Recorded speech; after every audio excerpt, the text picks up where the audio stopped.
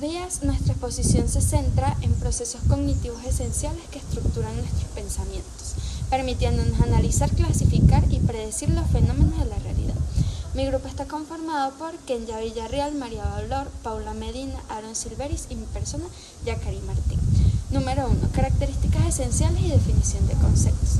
El punto de partida del pensamiento es la identificación de características esenciales. Este proceso consiste en reconocer y aislar los atributos comunes que comparten un conjunto de objetos, situaciones o conceptos observados.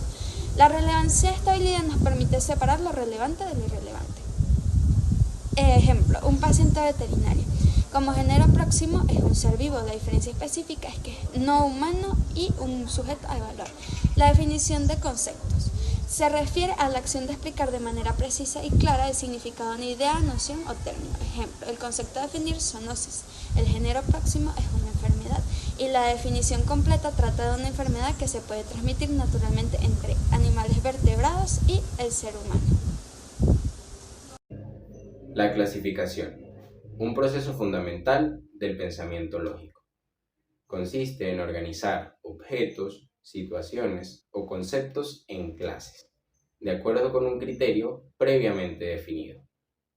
Este proceso permite reconocer diferencias y semejanzas, comprender mejor nuestro entorno y estructurar la información de manera ordenada. Para realizar una buena clasificación es necesario seguir algunos pasos.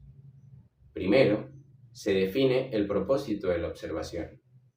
Luego, se identifican las variables de interés, es decir, las características que servirán como criterio.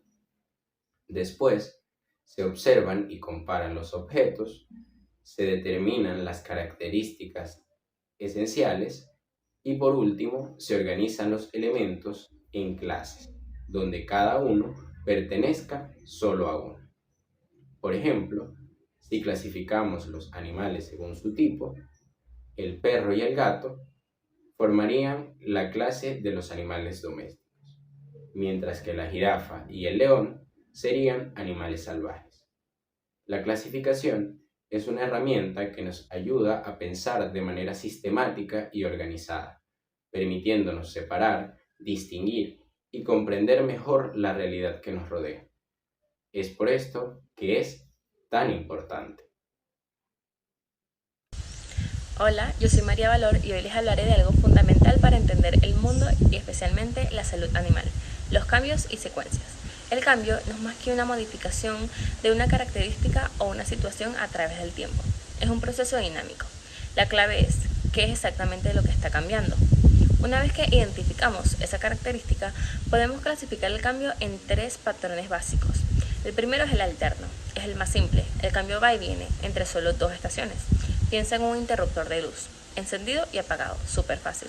El segundo es cíclico, aquí el patrón se repite una y otra vez volviendo siempre al punto de partida. Un ejemplo claro son las estaciones del año o los ciclos de sueño y vigilia de un animal. Por último, pero no menos importante, está el progresivo. Este cambio avanza en una sola dirección. Puede ser creciente como el aumento de peso de un cachorro o decreciente como la disminución de una fiebre tras la medicación. Comprendiendo lo que significa la clasificación jerárquica, podemos decir que este proceso va de la mano con lo que son las variables ordenables, ya que para poder clasificar de una manera ordenada algún hecho u objeto que estemos observando, primero debemos identificar cuáles son esas diferencias existentes dentro de lo que observamos. Después de identificarlas, podemos buscar entre ellas cómo organizarlas de una manera creciente o decreciente. Y estas diferencias que se pueden ordenar de una manera creciente o decreciente son las variables ordenables.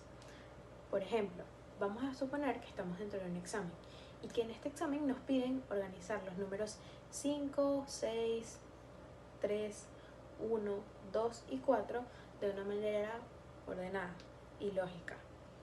Tenemos dos opciones. La número 1, que sería organizarlos del número del 1 al 6, o viceversa, hacerlo del 6 al 1. ¿Y cuál sería la justificación de esto?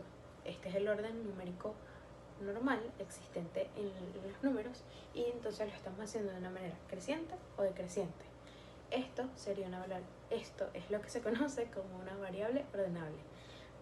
una variable que se observa en alguna situación, objeto o bueno, por ejemplo en este examen, y se puede ordenar de una manera creciente o decreciente. Saludos, mi nombre es Aaron y voy a hablarles un poco sobre la transformación. Como definición podemos decir que la transformación es el cambio de características que le sucede o se le provoca a un objeto o un sujeto. Podemos hablar de dos procesos de transformación, que serían natural y provocado. Los procesos de transformación natural son aquellos cambios de características que ocurren normalmente en el sujeto o en el objeto. Por ejemplo, esta planta, ¿verdad?, está pasando por un proceso de crecimiento que vendría siendo un proceso natural en ella. El proceso de transformación provocado son los cambios de características que son forzados a hacer el objeto o el sujeto. Como ejemplo, tenemos esta hoja de papel, ¿verdad? Si yo la fuerzo, ¿verdad?, y la rompo, hago que cambie de características. Tenemos dos tipos de transformación, definitiva y temporal. En la transformación definitiva tenemos que los cambios de características del objeto o del sujeto pueden ser reversibles. Eso quiere decir que el sujeto pasa por una transformación, pero puede volver a sus características de origen.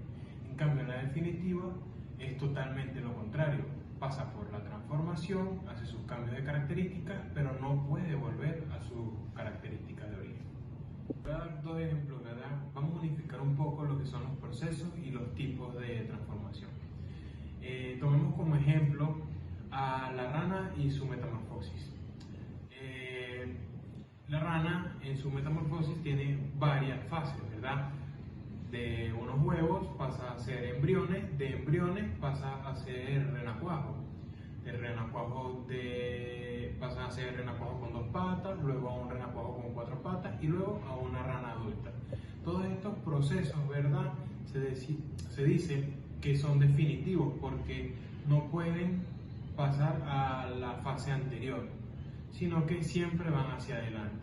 Y es natural porque este crecimiento de la rana es totalmente natural en ellos.